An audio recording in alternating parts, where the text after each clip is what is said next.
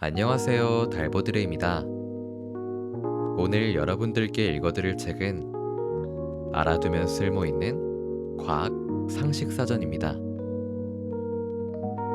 이 책은 엄선된 50가지의 과학 개념들을 설명해주는 책으로 과학이라는 걸 공부하고 싶지만 어떻게 시작해야 될지 모르는 시청자분들에게 좋은 입문서가 될 것이고, 과학에 대해 아시는 분들도 이 영상을 시청하시면서 다시 한번 되짚어보는 시간이 될 것 같습니다.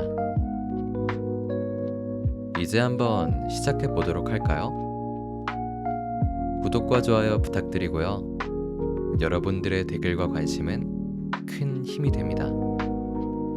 그러면 시작해 보도록 할게요.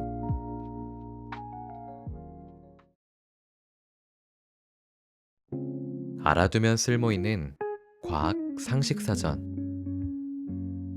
출판사 크레타. 들어가며. 과학은 인류의 가장 위대한 업적 중 하나다. 과학은 우리 신체 내부와 주변 우주의 작동 원리를 탐구하고 이를 명확하고 논리적이며 일관성 있게 설명한다. 참여하는 교양 시민이 되기 위해서는 과학을 이해하는 것이 대단히 중요하다. 이 책에서 요약해 설명하는 50가지의 핵심 아이디어는 현대 세계의 토대가 된 과학에 대한 기초 지식을 제공함으로써 미디어에서 접하는 과학 이야기를 비판적이고 균형 잡힌 시각으로 바라볼 수 있게 해줄 것이다. 전통적으로 과학을 생물학과 물리학 등 여러 분야로 나누지만 실제로는 서로 겹치는 부분이 많다. 사실 우리가 과학이 대체로 옳다는 것을 아는 것은 그 설명이 서로 맞아떨어지기 때문이다. 예컨대 화학은 생물학을 설명하고 그 기초가 되며, 원자물리학은 화학을 설명하고 그 기초가 된다. 과학에서 가장 기본, 과학적 방법론. 과학적 방법론은 그 자체가 하나의 주요한 과학 아이디어다. 그 기원은 기원전 6세기 고대 그리스 철학자 탈레스까지 거슬러 올라간다. 그는 초자연적 존재에 의존해서 자연 현상을 설명하지 않고 합리적이고 물리적인 근거를 토대로 설명하려고 했다. 이 생각을 더 완전하게 발전시킨 사람은 아리스토텔레스였다. 현대과학은 과학적 방법론을 따르며 이는 17세기 프랜시스 베이컨 등의 연구에 뿌리를 둔다. 과학자들은 관찰을 통해 일반적인 법칙과 원인을 발견한다. 제한된 법칙이 맞다면 그로부터 증명된 사실을 예측할 수 있다. 과학적 방법론에는 구체적인 관찰에서 출발해서 일반적인 원리를 도출하는 상향식 접근법, 연역법과 제한된 원리에서 출발해서 이것이 구체적인 관찰에서 확인되는지 보는 하향식 접근법, 귀납법이 있다. 일반적인 과정에서는 과학자가 관찰 결과를 보고 문제를 설정하고 가설을 세운다. 가설은 엄격한 실험과 관찰을 통해 검증할 수 있는 하나의 설명이다. 시험 방법으로는 물리적 실험이나 다양한 수학적 모델링이 있다. 예컨대 빅뱅 이론을 시험하기 위해 우주를 재현할 수는 없기 때문이다. 조사 결과와 가설을 비교해서 해당 가설은 거부 또는 수정되거나 뒷받침될 수 있다. 철저한 조사 결과가 가설을 뒷받침한다면 새로운 이론이 등장할 수 있다.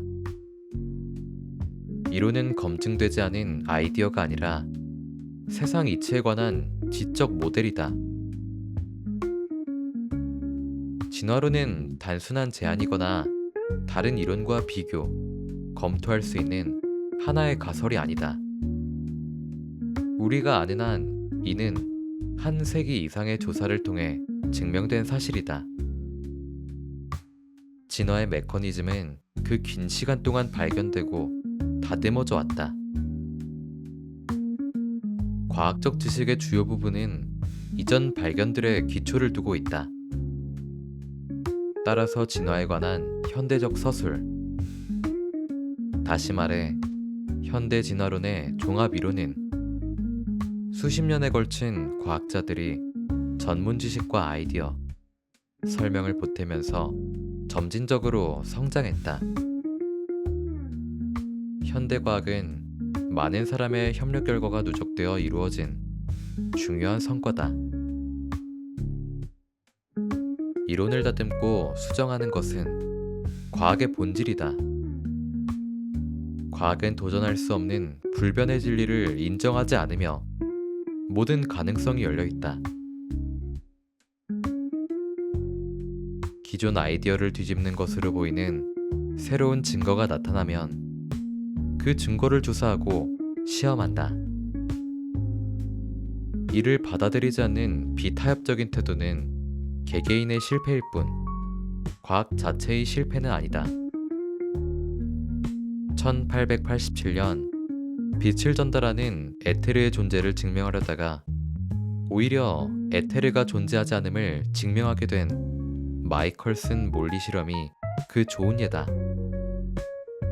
이 실험 결과는 다른 쪽으로 과학을 발전시켰다. 물론 과학에는 이 책에 등장하는 50가지보다 더 많은 중요한 아이디어가 있으며 앞으로 더 많이 나올 것이다.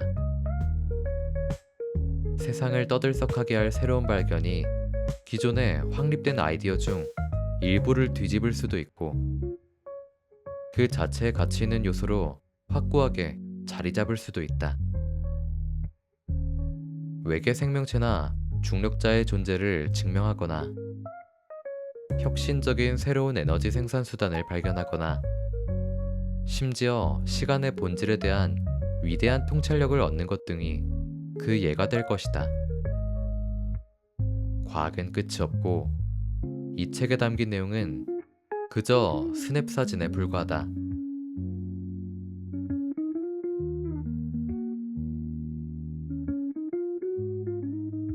챕터 2 아무것도 존재하지 않는 허공 속으로 진공 상태의 존재. 우리는 지금 아무것도 없는 공간인 진공 상태를 만들 수 있다는 사실을 당연하게 생각한다. 하지만 오랫동안 진공이라는 관념에 대해서는 이론이 분분했다. 물질 속의 공간, 빈 공간이 있을지도 모른다는 생각을 처음으로 한 사람들은 고대 그리스인이다. 데모크리토스가 원자로 이루어진 세계를 묘사했을 때 그는 우리가 지금 인식하는 것처럼 원자들이 허공 속에 존재한다고 생각했다. 하지만 모든 사상가가 그의 말에 동의한 것은 아니다. 한편에는 파르메니데스나 아리스토텔레스처럼 빈 공간은 없고 물질은 전적으로 연속적으로 주장하는 사람들도 있었다. 파르메니데스는 이를 근거로 운동과 변화는 존재하지 않는다고 주장했다. 하지만 사물이 움직이고 변화하는 것은 분명하므로 원자들이 허공 속에서 움직이는 세계를 묘사한 데모크리토스의 견해가 더 설득력 있게 들린다. 허공의 존재 가능성을 둘러싼 철학적 논쟁은 수세기 동안 이어졌다. 심지어 단어의 의미에 너무 얽매이는 것처럼 보였다. 즉, 존재란 어떤 물질이 있는 것을 전제하므로 아무것도 없는 상태에서 존재할 수는 없다는 것이다. 마침내 실증을 통해 과학이 철학을 누르고 이겼다. 1654년 독일의 과학자 오토 폰 게리케가 진공을 만드는 펌프를 발명하고 이를 시연하며 이 오래된 문제를 해결했다. 그는 두 개의 금속 반구를 결합해서 닫힌 구를 만들고 그 속에서 공기를 모두 빼냈다. 장관을 이룬 공기 실현에서 양쪽으로 나뉜 말들이 반구를 떼어내려고 했지만 떼어낼 수 없었다. 그 이유는 진공이 반구를 빨아들이기 때문이 아니라 반구 외부 기압이 반구를 강하게 밀어붙였기 때문이다. 원자의 존재가 증명되면서 우리는 다시 물질의 입자들이 허공 속에 존재한다는 데모크리토스와 같은 생각으로 세계를 이해하게 되었다. 원자의 밀도가 높을 때 생성되는 물질은 대체로 고체다. 고체인 물체 사이에는 액체나 기체 또는 빈 공간이 있을 수 있다. 액체나 기체 상태에서 원자는 더 넓은 공간을 차지하고 더 자유롭게 움직인다. 우주 공간. 고대 그리스인 일부는 지구 밖에 빈 공간이 있을 수 있다는 생각을 받아들였다. 현재는 대부분이 우주 공간을 진공으로 생각한다. 우주 공간은 완벽한 진공 상태에 가깝다. 별과 행성, 그리고 다른 천체들 사이에는 물질이 거의 없다. 중력이 모든 떠돌이 물질을 다른 물질 덩어리 쪽으로 끌어당겨서 물질의 밀도 측면에서 우주를 매우 불균일하게 만든다. 예컨대 지구처럼 물질의 밀도가 매우 높은 곳이 있는가 하면 항성계와 은하계 사이에는 아주 텅 빈 공간도 있다. 우주 공간의 평균 밀도는 1세제곱미터당 양성자 6개 정도로 약간 밑돌지만 밀집된 지역 사이의 우주 공간의 밀도는 1세제곱미터당 원자 1개보다 약간 낮다. 양자역학에서는 물질의 입자는 물론 광양자도 없는 상태를 진공이라 말하는데 이런 의미에서 진정한 진공 상태는 없다. 우주 마이크로파 배경 복사가 균일하게 퍼져 있기 때문이다.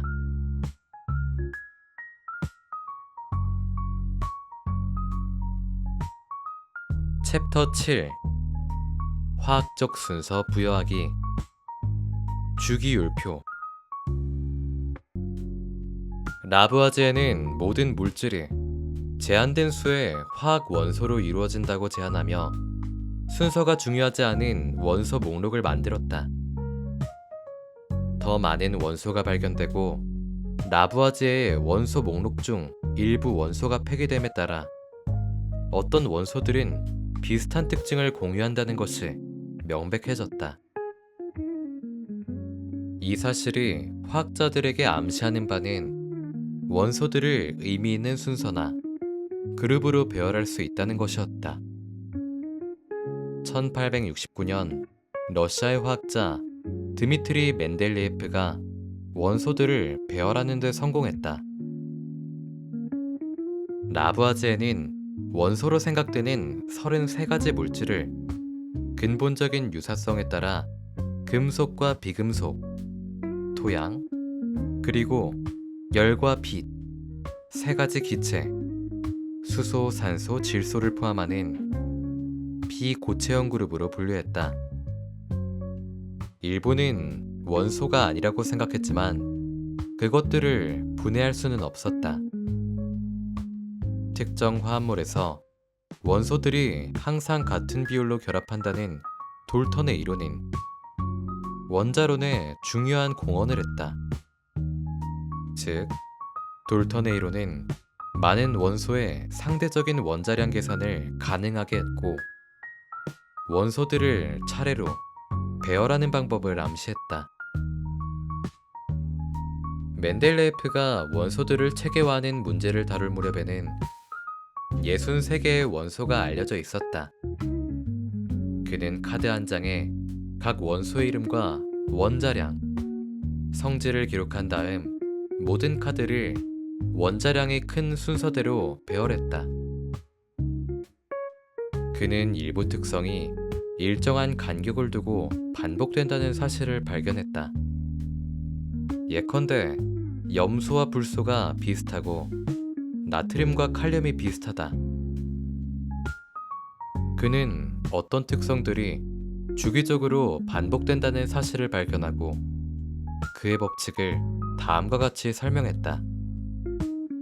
모든 원소를 원자량 순서대로 배열하면 특성이 주기적으로 반복된다. 멘델레예프는 1869년에 자신의 주기율표를 만들었다. 우리에게 익숙한 주기율표는 그룹은 세로로, 주기는 수평으로 배열된 주기율표이지만 멘델레예프의 원래 주기율표 방향은 반대였다. 그가 확인한 7개의 주요 그룹이 가장 긴 줄을 형성했다. 이 위와 아래에 우리가 현재 전위 원소로 생각하는 더 짧은 줄의 원소들을 배치했다.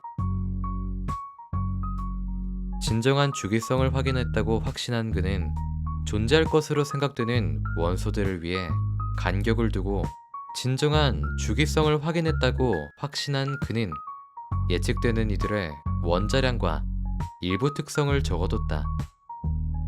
그는 또한 이따금 원자량 순서를 무너뜨리는 대가를 치르면서도 특성의 추세를 고르게 유지하기 위해 원소들의 순서를 뒤집었다.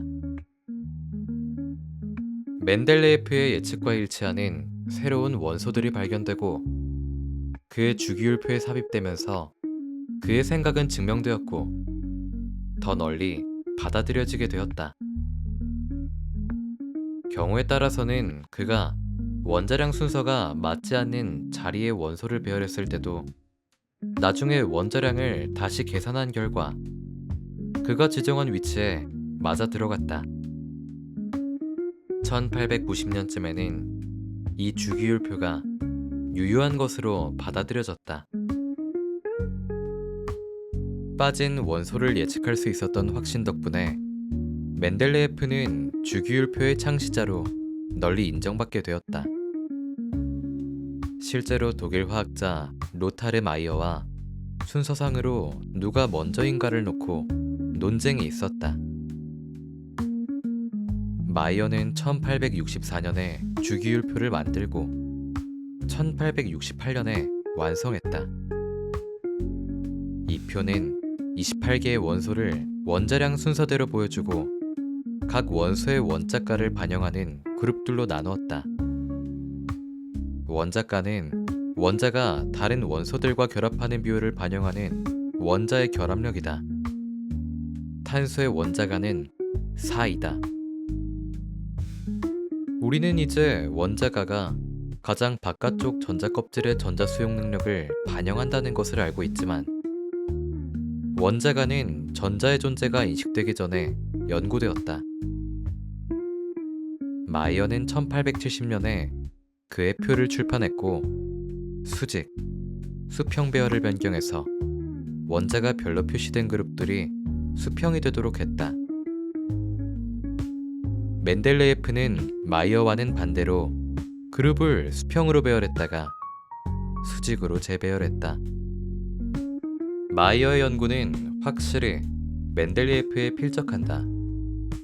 하지만 마이어는 자신의 계획을 널리 알리는 데 소극적이었고 주기율표에 포함된 원소 수도 훨씬 적었으며 멘델레예프가 자신의 계획을 밝힌 후인 1870년까지 주기율표를 발표하지 않았다. 또한 마이어는 빠진 원소를 예측하기를 망설이고 학생들에게 자기 주기율표를 예측하는 방식으로 사용하지 말라고 가르쳤다. 멘델레예프는 자신이 정한 순서대로 원소의 번호를 매겼다. 오랫동안 원소의 원자 번호는 주기율표에서 원자의 위치에만 관련된 것처럼 보였다. 밝혀진 바와 같이 원자 번호는 원소의 원자 구조를 잘 설명한다. 원자 번호는 양성자 또는 전자의 수에 해당한다. 이는 이온화되지 않은 한 같다. 원소가 발견되는 그룹은 원자의 바깥쪽 껍질에 있는 전자의 수를 나타낸다. 원소가 발견되는 주기는 원자의 가장 바깥쪽 전자 껍질이 몇 번째인지를 나타낸다. 예를 들어 칼륨은 19개의 전자와 19개의 양성자를 가지고 있다. 그 전자 배치는 2, 8, 8, 1, 이다.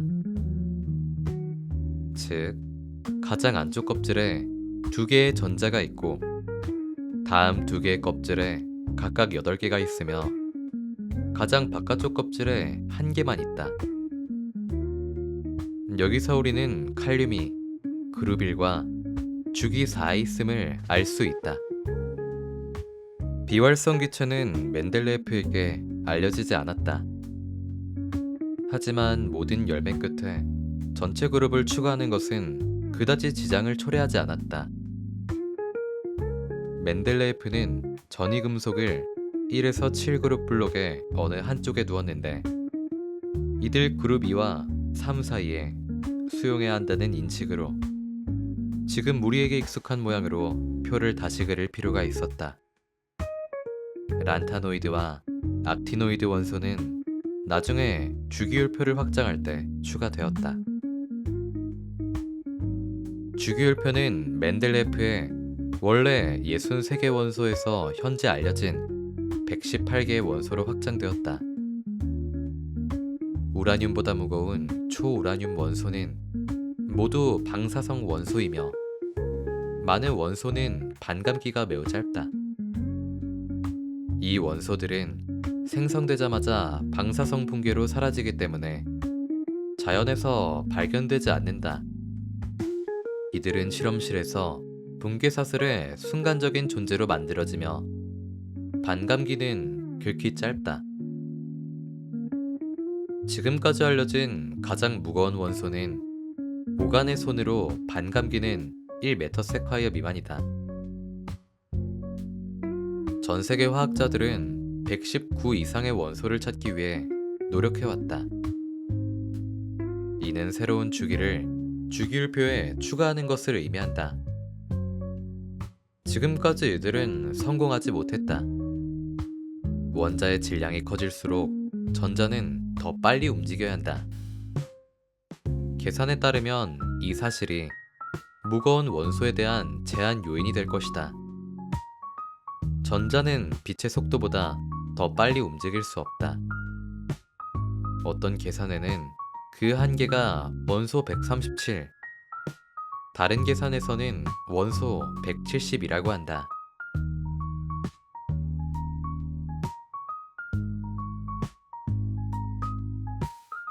챕터 8. 우리를 지탱하는 힘. 중력. 물체가 아래로 떨어지는 것은 분명하다. 하지만 중력이 실제로 그런 것은 아니다. 1666년 아이작 뉴턴이 링컨셔의 가족 농장 과수원 사과나무 아래 앉아 있을 때 사과가 나무에서 떨어지는 것을 보고 중력 이론을 생각해냈다는 이야기는 중력이 항상 사물을 아래로 떨어지게 한다는 사실을 알아차렸다는 뜻이 아니다. 뉴턴은 사물이 옆으로 혹은 다른 방향으로 떨어지지 않고 항상 아래로 떨어지는 이유가 궁금했다. 실제로 물체가 아래로 떨어지는 원인은 무엇일까? 뉴턴의 대답은 우주가 어떻게 결합되어 있는지를 설명한다.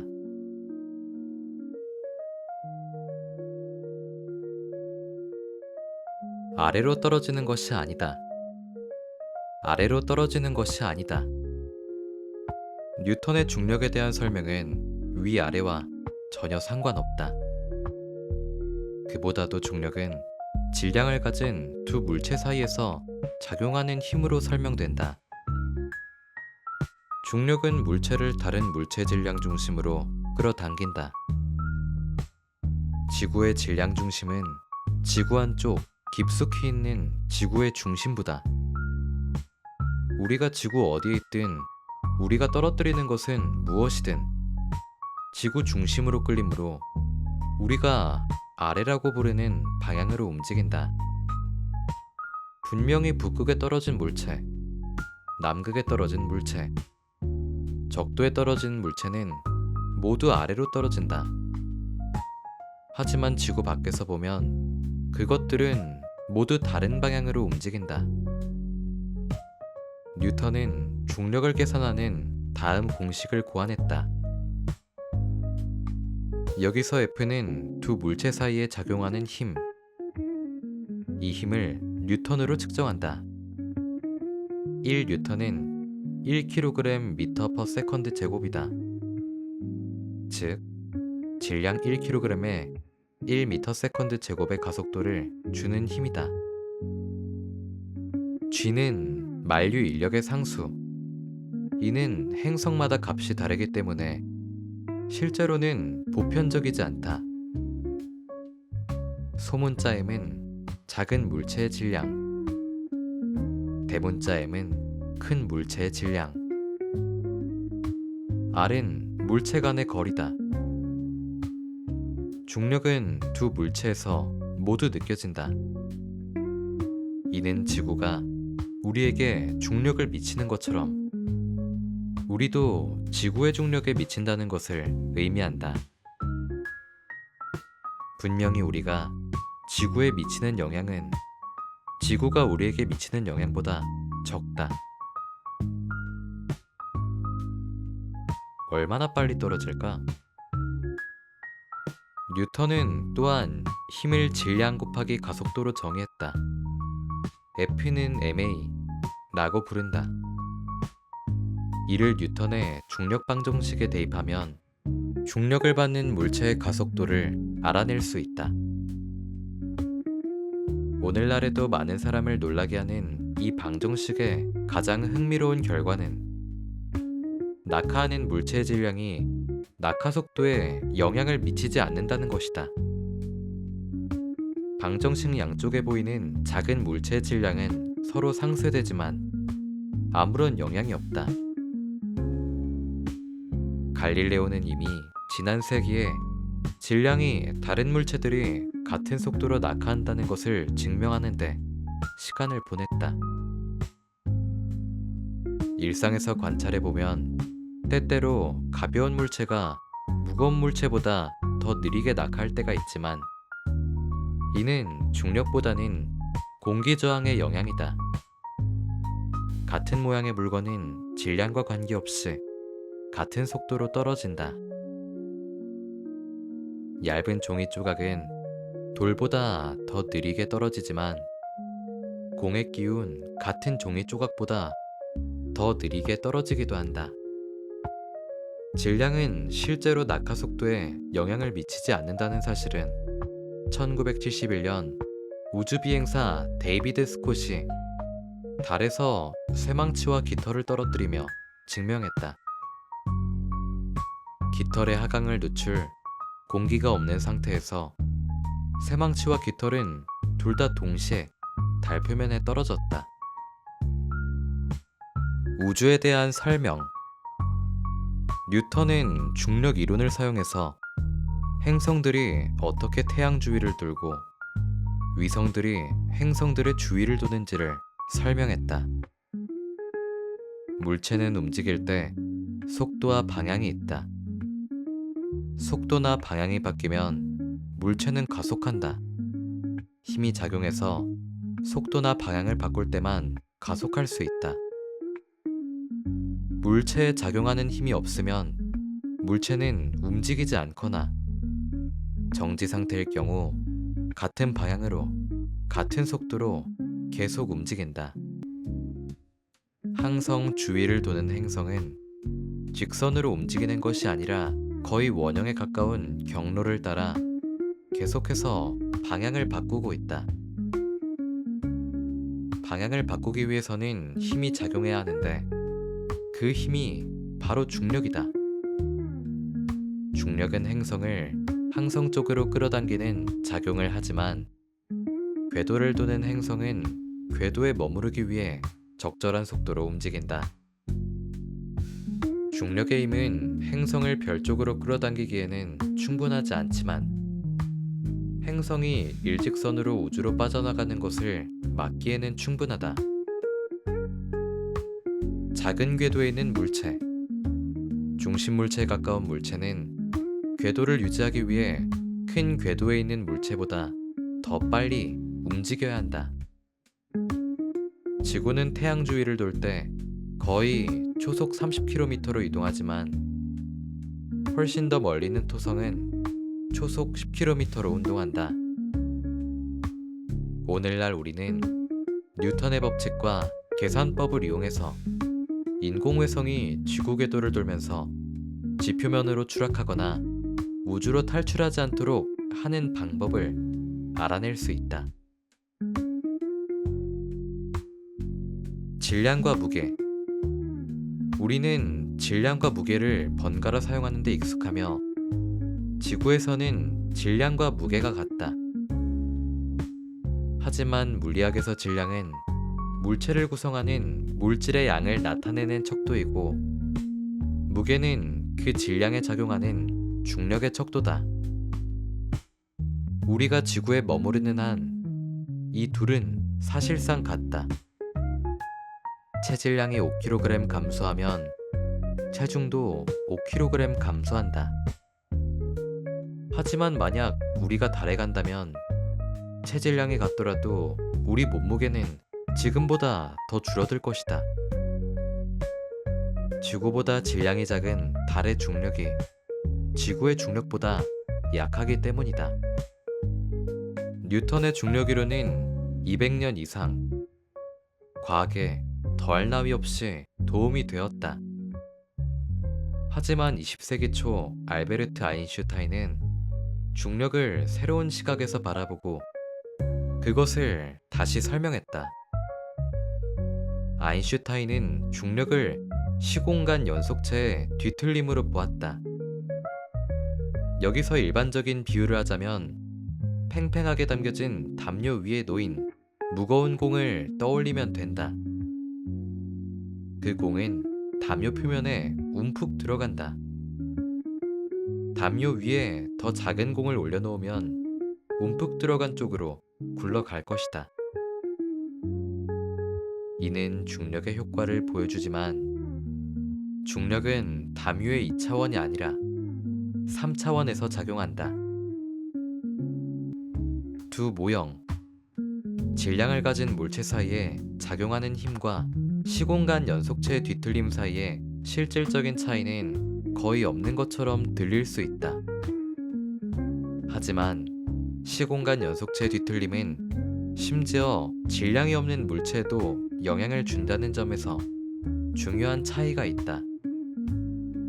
아인슈타인은 중력이 빛의 경로에도 영향을 미칠 것으로 예측했다. 1919년 개기월식이 일어나는 동안 이루어진 측정 결과 아인슈타인이 정확하다는 것이 증명되었다.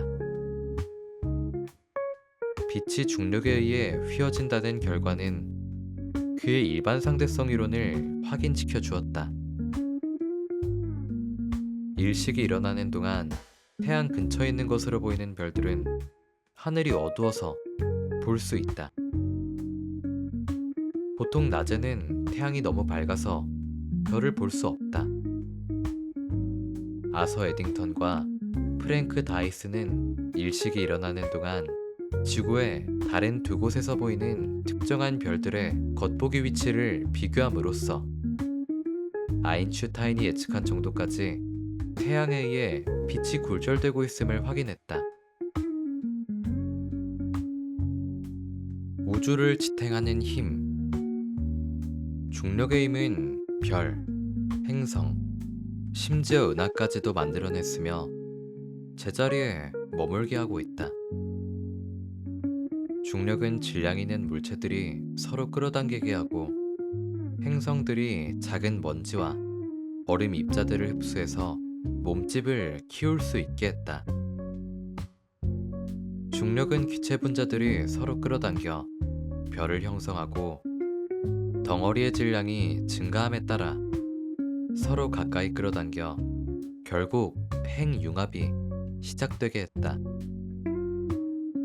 중력은 지구 대기권을 유지하고 우주를 가속 팽창시키는 암흑 에너지의 힘에 대항해서 작용한다. 중력은 물리학자들이 인정하는 네 가지 기본 상호작용 중 하나다. 중력은 그중 가장 약한 힘이다. 하지만 현미경 없이 맨눈으로 보이는 물체에 중요한 영향을 미치는 유일한 힘이다.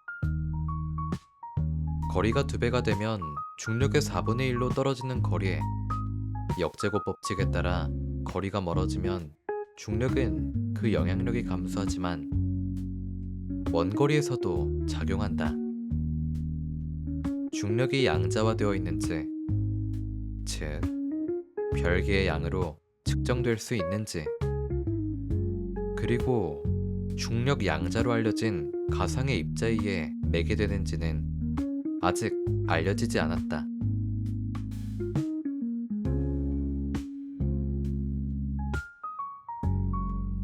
챕터 9 생명의 단위.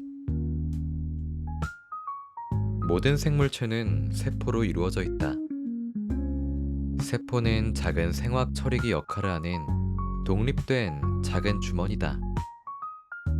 지구상의 최초의 생명체는 매우 기본적인 형태의 단일 세포로 이루어진 매우 단순한 유기체였다.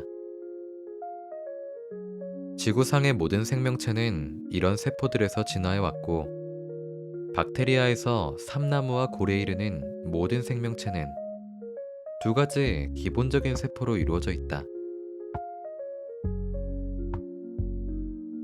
눈에 보이지 않는 세포. 17세기 현미경이 발견되기 전에는 아무도 세포의 존재를 몰랐다. 세포가 너무 작기 때문이라고 말하기 쉽지만 모든 세포가 미세한 것은 아니다. 심지어 타조와 악어의 거대한 알까지 모든 알은 단세포다. 하지만 대부분 세포는 매우 작다. 처음 세포를 보고 이를 설명하고 이름을 붙인 사람은 영국의 현미경학자 로버트 훅이다. 현미경으로 보고 그린 아이템에 관한 그의 놀라운 책 마이크로그라피아는 처음으로 대중에게 미시적인 영역을 소개했다. 1665년에 출판된 이 책에는 코르크 조각에서 그가 본 구멍 그림이 있는데 벌집과 다소 비슷하게 생겼지만 벌집보다 불규칙한 모양을 하고 있다고 묘사했다. 혹은 코르크 16제곱센티미터 안에 거의 13억 개의 세포가 있다고 계산해냈다. 주변에서 단순하게 보이는 모든 사물이 거의 무한한 복잡성을 띠고 있다는 사실을 미시적인 차원에서 깨달았을 때 그것은 분명 놀라운 순간이었을 것이다. 그 작은 칸들은 수도원에 수도승이 살던 방을 떠올리게 했다. 그래서 그는 이것을 세포라고 이름지었다. 이것은 실제로 내가 본 최초의 미세한 구멍들이었고 이전에 이것들에 대해 언급한 작가나 사람을 만난 적이 없었으므로 아마도 내가 이것을 본 최초의 사람일 것이다. 라고 말했다. 살아있는 세포. 훅은 죽은 지 오래된 텅 빈 세포들을 조사해왔다. 실제로 그는 세포들이 남긴 세포병만을 보았다. 코르크는 코르크 나무 껍질이고 훅이 본 조각은 나무에서 벗겨서 와인병 마개로 가공한 것이었다. 그것은 살아있는 유기체와는 매우 거리가 멀었다. 시간이 지남에 따라 현미경 성능이 향상되면서 사람들은 살아있는 세포의 진정한 복잡성을 보기 시작했다. 세포에는 세포를 외부 세계와 분리하는 세포벽이 있으며 어떤 물질들은 이 벽을 통과할 수 있다. 세포는 이를 어느 정도 제어한다. 세포 내부에는 세포질이라 불리는 끈적끈적한 유체와 다양한 기능을 하는 조직이 있다. 세포의 정확한 내용물은 종류에 따라 다르지만 모든 세포에는 겉과 세포질, 유전 물질, 그리고 단백질을 합성할 수 있는 리보솜이 있다. 후기 다른 생명체들도 세포로 이루어져 있으리라고 짐작은 했지만 세포가 모든 식물과 동물의 구성 요소라는 이론은 1839년 테오도 반 슈반이 제시했다. 슈반은 동물 세포를 광범위하게 연구했고 식물 세포를 연구한 마티아스 슐라이덴과 연구 노트를 비교했다. 각자 자기 영역의 모든 생물이 세포로 이루어졌다는 결론에 도달했다. 슈반은 나아가 모든 식물과 동물은 세포로 구성되어 있고 세포는 생명체의 구성 요소라는 세포설의 첫 번째 요점을 제안했다. 1858년 루돌프 피루어는 모든 세포가 다른 세포에서 나온다는 고전적인 세포설의 마지막 요점을 추가했다. 즉, 세포는 무생물로부터 만들어지지 않고 번식을 통해 더 많은 세포를 만들어낸다. 과학자들이 바이러스를 생물로 여기는 것에 모두 동의하는 것은 아니다. 바이러스는 세포가 없고 생물체라기보다는 자기 복제하는 화학물질로 부를 수 있다. 이들은 숙주세포, 즉 식물, 동물, 박테리아와 같은 다른 유기체 안에서만 증식할 수 있다. 바이러스와 같은 것이 아마도 살아있는 세포로 가는 길에 디딤돌이었겠지만 살아있는 것이라고 주장할 수 있을지는 논란의 여지가 있다. 깨알 상식. 진핵세포와 원핵세포. 세포에는 진핵세포와 원핵세포라는 매우 다른 두 종류의 세포가 있다. 최초로 진화한 가장 단순한 유형은 원핵세포다. 원핵세포는 항상 단세포 생물이다. 박테리아와 고세균류, 극한의 환경에서도 살아남는 아주 오래된 미생물이 그 예다. 다른 모든 생명체는 하나 이상의 진핵세포로 이루어져 있다. 원핵세포는 바깥쪽을 둘러싼 세포막, 원형 질막이 있고 단단한 세포벽과 피막이라고 불리는 끈적끈적한 탄수화물층이 있다. 내부의 막으로 둘러싸인 별도의 구조는 없다. 대신 잡다한 내용물이 세포질 속에서 떠다닌다. 여기에는 유기체와 세포의 기능을 정의하는 모든 유전적 정보를 담고 있는 DNA 고리와 세포가 기능하는 데 필요한 단백질을 합성하는 작은 공장인 리보솜이 포함된다. 진핵세포는 성능이 강화된 세포다. 진핵세포 내부에는 세포질과 분리하는 막을 가진 조직이 있다. 이런 조직은 세포기관, 즉 세포 내에서 여러 가지 기능을 수행하는 작은 기관이다. 세포기관의 종류는 세포의 유형에 따라 다르다. 예를 들어 녹색 식물에는 광합성을 수행하는 엽록체라고 불리는 세포기관이 있지만 동물에는 없다. 세포기관은 화학에너지의 저장 및 방출, 단백질 합성, 단백질을 세포 내의 적절한 곳으로 보내기, 세포의 모든 활동 조절 등의 일을 수행한다. DNA는 핵에 저장되어 있다.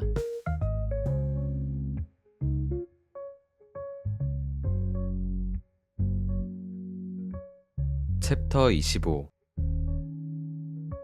우주의 다크포스. 암흑물질과 암흑에너지. 우리가 보는 밤하늘은 대부분 어둠, 즉 별들 사이에 아무것도 없는 어두운 우주 공간이다. 하지만 이 어둠은 얼마나 공허할까? 우리가 볼 수 있는 별들이나 다른 천체들은 우주의 아주 작은 부분이라는 사실이 밝혀졌다. 하지만 나머지가 무엇인지는 불분명하다. 우리는 어떻게 할까? 천문학자들이 우주에 우리가 알 수 없는 보이지 않는 물질이 많이 있다고 확실히 말할 수 있다는 것이 이상하게 보일지도 모른다.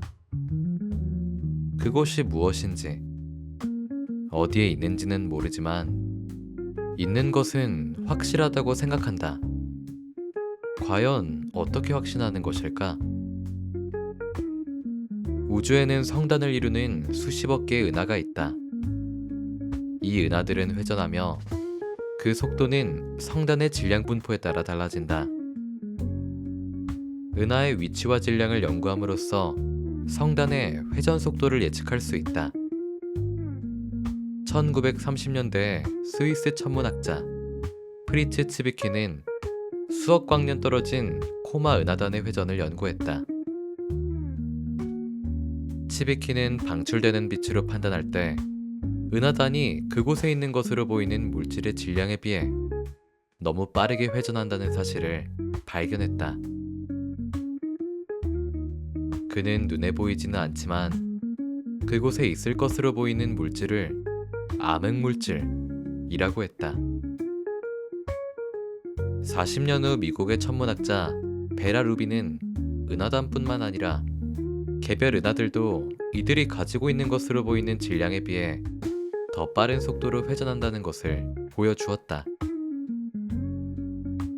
만약 이런 은하들과 성단들의 질량이 우리가 볼 수 있는 것보다 훨씬 더 크지 않다면 이들이 회전하는 속도에서 이들은 찢어져서 흩어져야 한다. 천문학자들의 계산에 따르면 성단에 존재하는 물질은 우리가 아는 것보다 5배에서 6배 더 많은 것으로 보인다. 따라서 은하단에 있는 물질의 약 20%는 별이나 다른 알려진 천체의 형태이며 80%는 알려지지 않은 다른 형태다. 만약 우주 공간이 우리에게 보이지 않는 물질로 가득 차 있다면 필연적인 질문은 그것이 무엇일까? 이다. 몇 가지 가능성이 있다. 이것이 평범한 물질인데 가시광선을 방출하지 않기 때문에 우리가 볼 수 없는 것일 수도 있다. 이는 갈색외성이나 백색외성, 중성자별 혹은 블랙홀일 수 있다. 갈색외성은 수소를 헬륨으로 융합해서 빛과 열을 낼 만큼 커지지 않은 실패한 별이다. 백색외성은 핵융합 과정을 마치고 빛과 열을 방출하지 않은 중소형 항성에 식어가는 핵이다. 중성자별은 초신성이 폭발한 거대한 별들의 초고밀도 잔해다. 블랙홀보다 밀도가 약간 낮은 이들 역시 빛을 방출하지 않는다. 블랙홀은 우리에게 허공으로 보이고 중력장이 매우 강한 영역으로 우주에서 가장 밀도가 높은 것으로 알려진 영역이다. 이 설명의 문제는 갈색 외성과 백색 외성, 중성자별, 블랙홀이 사라진 질량을 모두 설명할 만하지 않다는 것이다. 사라진 질량은 우리가 볼 수 있는 물체 총 질량의 4배가 되어야 한다. 또 다른 가능성은 암흑 물질이 우리가 아직 발견하지 못한 입자들로 이루어져 있다는 것이다. 이론 물리학에서 예측했지만 아직 발견되지 않은 입자들이 있다. 이 입자 중 일부는 스위스 제네바 근방의 유럽 입자 물리학 연구소에서 만든 강입자 충돌기에서 생성될 수 있지만 이 충돌기에서 감지하지는 못한다.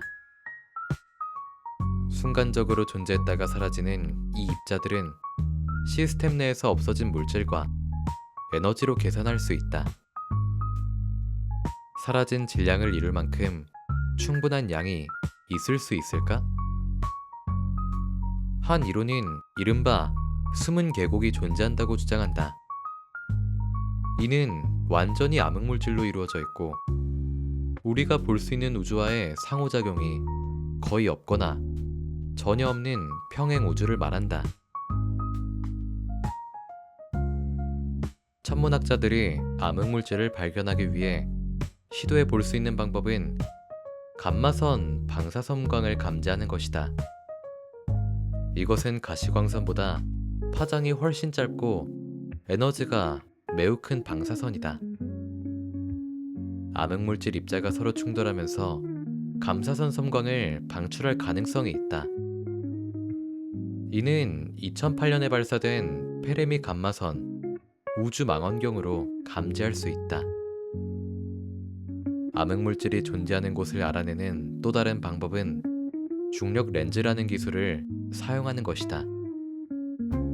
이는 1919년 아인슈타인이 예측하고 증명한 빛이 중력에 의해 휘어진다는 사실을 이용한다. 암흑물질이 농축된 블랙홀이나 항성과 같은 매우 크고 무거운 물체는 빛을 굴절시켜 물체가 실제 위치에서 벗어난 것처럼 보이게 한다. 천문학자들이 찾는 것은 비단 암흑물질만이 아니다. 훨씬 더 큰 부족분이 있다. 현재 우주의 약 67%가 암흑에너지로 구성되어 있다고 여겨진다. 암흑에너지를 아인슈타인의 방정식에 더하면 암흑물질을 포함하지 않는 평범한 물질은 실제로 우주의 약 5%밖에 차지하지 않는다는 결론이 나온다. 우주 대부분은 완전히 깜깜한 미스터리로 남아있다. 암흑 에너지에 대한 첫 번째 증거는 1998년 허블 우주 망원경의 자료에서 나왔다. 이 망원경은 초신성의 잔해를 찾고 있었는데 그 중에서 아주 오래되고 멀리 떨어진 초신성 6개를 발견했다. 그 중 하나는 처음으로 암흑 에너지에 대한 인식을 불러일으켰다.